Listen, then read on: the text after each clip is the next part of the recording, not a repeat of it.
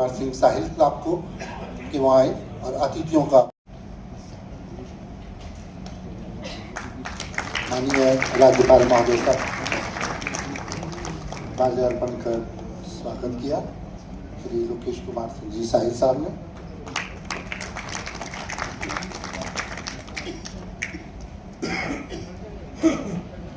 पंडित रामकिशन जी का स्वागत करेंगे।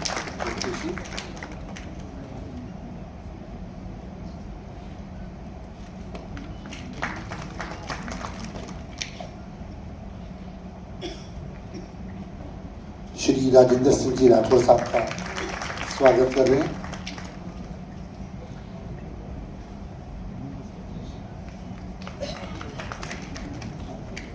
श्री गोपाल शर्मा जी का स्वागत कर रहे हैं।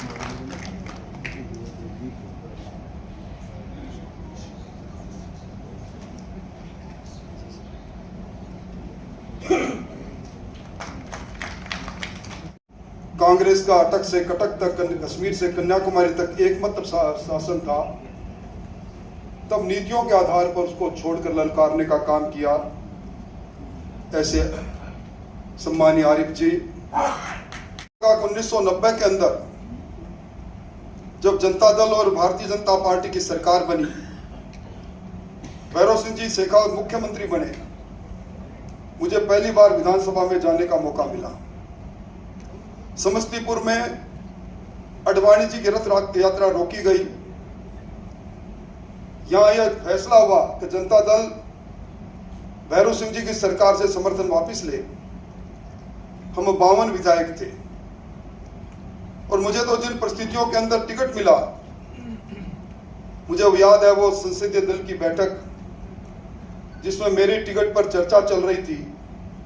चंद्रशेखर जी के बुखार था और उन्होंने कहा कि टेलीफोन करके गौतम जी से पूछा कौन से राज्य में कौन से जिले की चर्चा चल रही है। जब उन्होंने कहा कि चूरू जिले पर चर्चा हो रही है, अरे राजेंद्रवा का भी है ना। 5 मिनट में गए और 5 मिनट में वापिस आ गए।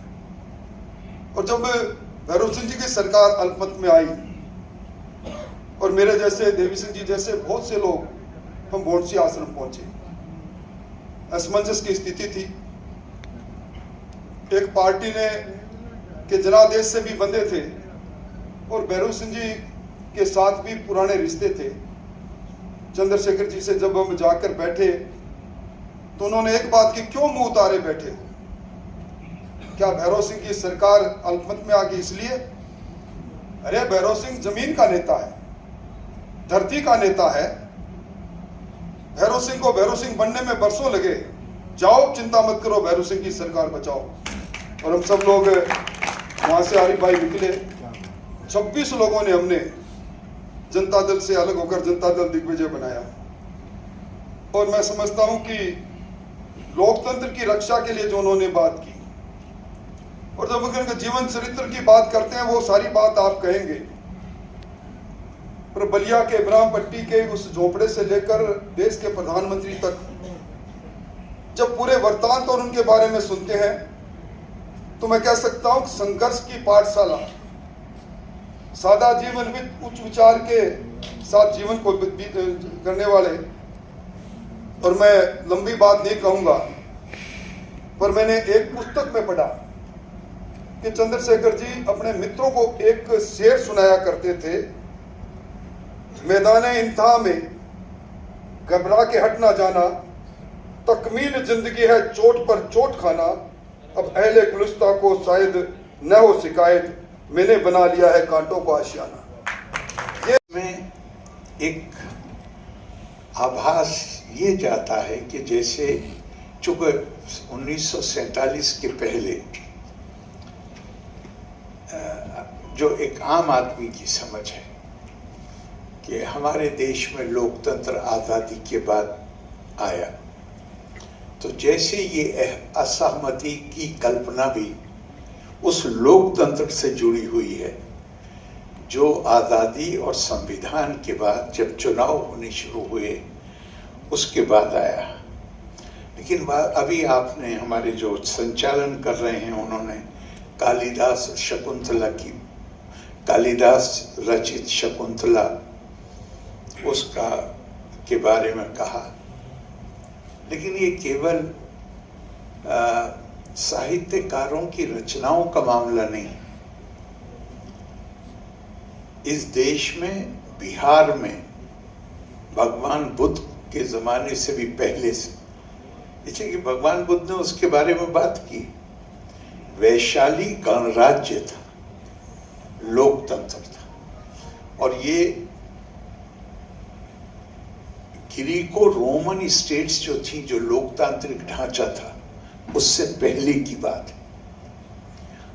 और अकेले वैशाली में नहीं, देश में और भी जगह थी, दक्षिण में भी कुछ जगहें थी जहां पे शासक को उस क्षेत्र के लोग चुनते थे।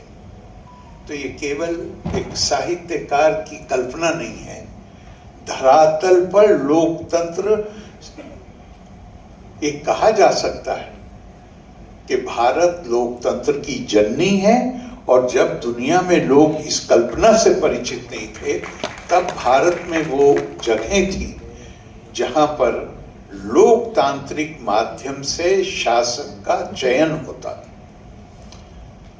असहमति, सारे देश में नहीं थी वो व्यवस्था। ज्यादातर तो भारत राजनीतिक तौर से टुकड़े टुकड़े में बटा हुआ था और राजतंत्र था, लेकिन इसके बावजूद हमारी जो असहमति की परंपरा है वो बहुत पुरानी है।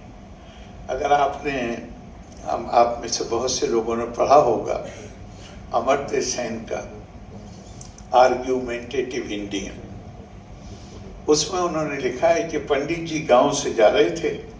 लोगों ने पूछा कि पंडित जी कहाँ जा रहे हैं, तो थोड़ी दूर पर कोई गांव था, उसका नाम लेके कहा कि वहां जा रहे हैं।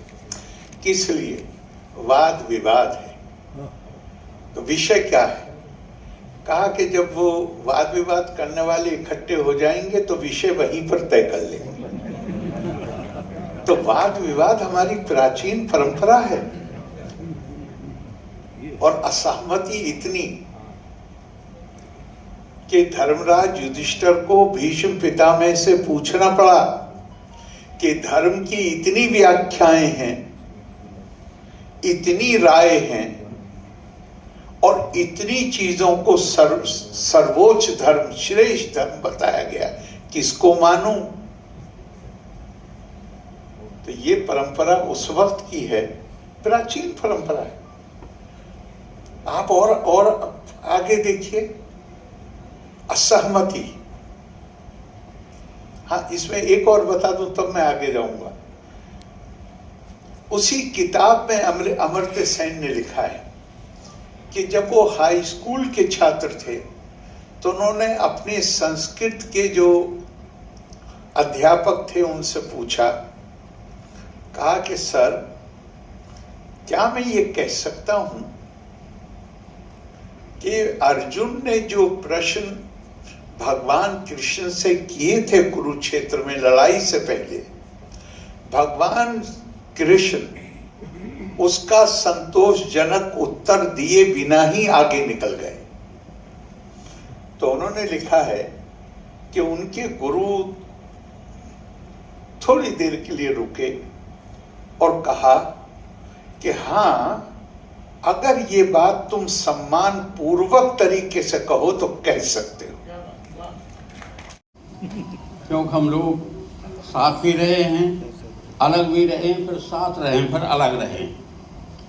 लेकिन मैंने अपने जीवन में उन जैसा साफ दिल वाला आदमी कभी नहीं देखा।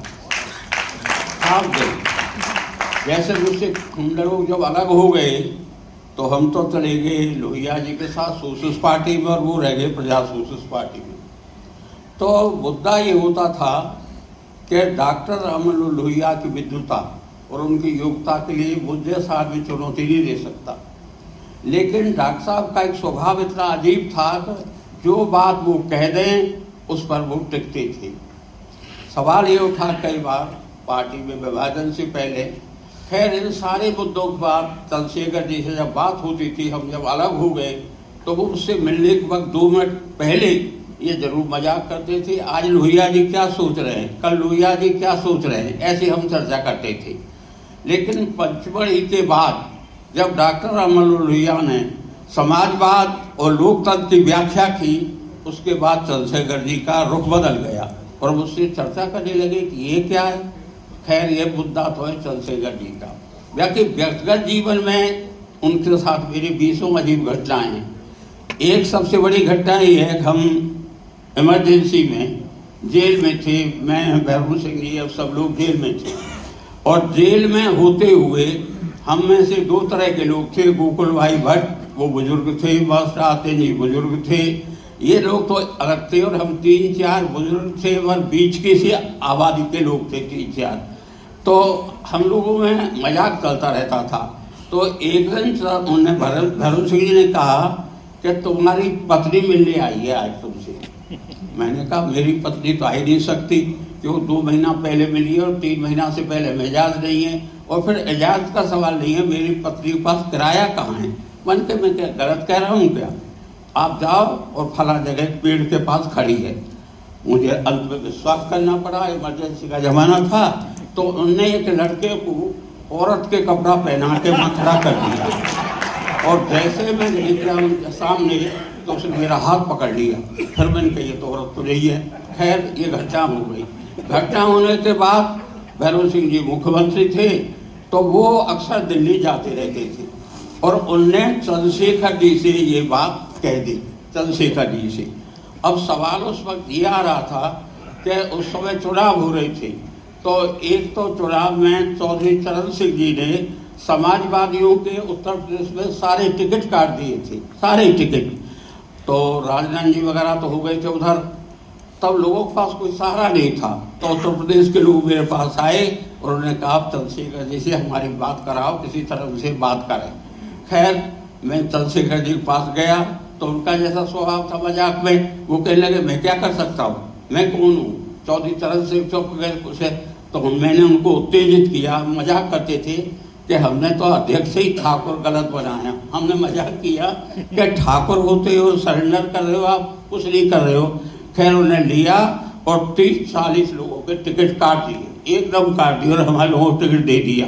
उससे चरण सिंह जी मुझसे भी नाराज हुए, उनसे भी नाराज हुए। एक दूसरी घटना और थी कि इमरजेंसी के बाद कुछ कांग्रेस के लोग हमारे दल में शामिल हुए थे। ये घटना चंद्रशेखर जी को भैरू सिंह जी पहले के आए थे एक लड़की के बारे में। तो जब मैं मिलता था चंद्रशेखर जी से तो हमेशा बड़े सम्मान से मिलते थे, मुझसे हमेशा सम्मान से।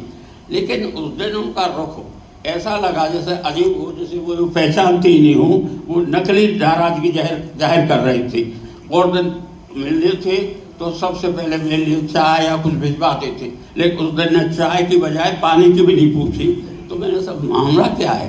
खैर बहुत देर बाद चंद्रशेखर जी से मैंने चर्चा की, तो मैंने हम आपको ऐसा नहीं समझते थे, आप जिसकी औरत की सिफारिश कर दिया, मैंने आपका सब जानकारी दे दी है।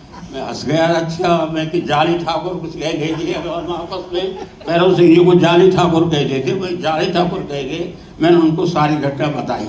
इसी प्रकार से चौधरी देवीलाल जी ने हमारे सबके टिकट काट दिए, मेरे, रवि राय, उड़ीसा के सबके टिकट काट दिए।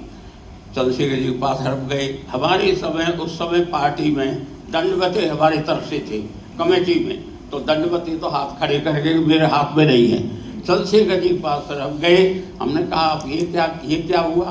तो चंद्रशेखर जी से आदत थी, मजाक किया, मैं क्या कर सकता हूँ, मेरे हाथ में कुछ नहीं है। हमने कहा आपके हाथ में नहीं है तो आप पार्टी छोड़ो, मजाक करते थे हम उनसे। खैर उन्होंने उसके बाद हमें टिकट दिए। ऐसी कई घटनाएं होती रहती थी।